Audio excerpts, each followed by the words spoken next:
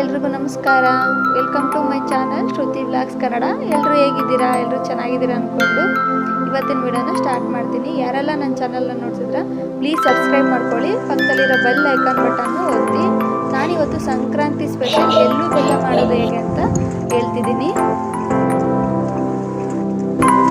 ಇದನ್ನು ಮಾಡೋಕ್ಕೆ 1 cup first ಕಡಲೆ ಬೀಜ,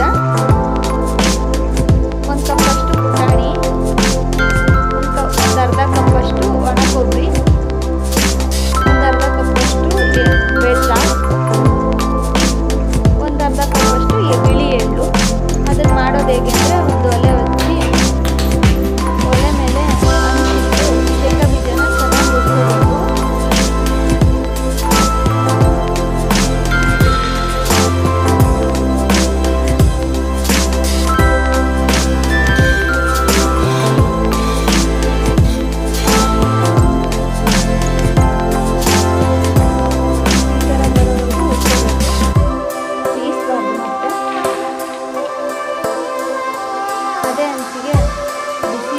ಸ್ಟವ್ ಆಫ್ ಮಾಡಿ ಅದೇ ಹಂಚಿಗೆ ಸ್ವಲ್ಪ ಎಳ್ಳು ಹಾಕೊಂಡು ಹುರಿಬೇಕು.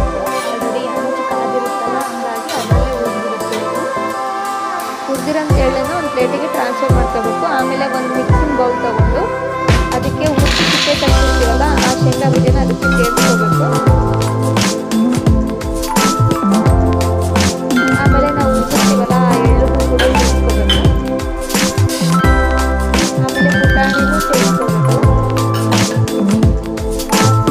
ಕೊಬ್ಬರಿನ ಮೇಲಿಂದೆಲ್ಲ ತೆಗೆದು ಅಂದರೆ ಬ್ಲಾಕ್ ಕಲರ್ ಇರುತ್ತಲ್ಲ ಅದನ್ನೆಲ್ಲ ತೆಗೆದು ಎತ್ತಿಟ್ಕೊಂಡಿದ್ದೀನಿ, ಅದನ್ನು ಸೇರಿಸ್ಕೋಬೇಕು.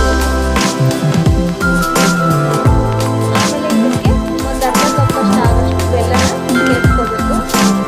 ಸೇರಿಸ್ಕೊಂಡು ಒಂದು ಸ್ಪೂನ್ ಅಥವಾ ಕೈಯಲ್ಲಿ ಈ ಥರ ಮಿಕ್ಸ್ ಮಾಡ್ಕೋಬೇಕು. ಚೆನ್ನಾಗಿ ಮಿಕ್ಸ್ ಮಾಡ್ಕೊಂಡು ಎಳ್ಳು ಬೆಲ್ಲ ರೆಡಿ ಆಗುತ್ತೆ. ಮನೆಯಲ್ಲೇ ಮಾಡಿರುವಂಥ ಎಳ್ಳು ಬೆಲ್ಲ ರೆಡಿ ಆಗುತ್ತೆ. ನೋಡಿದ್ರಲ್ಲ ಫ್ರೆಂಡ್ಸ್, ಎಷ್ಟು ಈಸಿಯಾಗಿ ಎಳ್ಳು ಬೆಲ್ಲನ ಮಾಡ್ಕೊಳ್ಬೋದು. ಎಲ್ರಿಗೂ ಸಂಕ್ರಾಂತಿ ಹಬ್ಬದ ಆರ್ಥಿಕ ಶುಭಾಶಯಗಳು.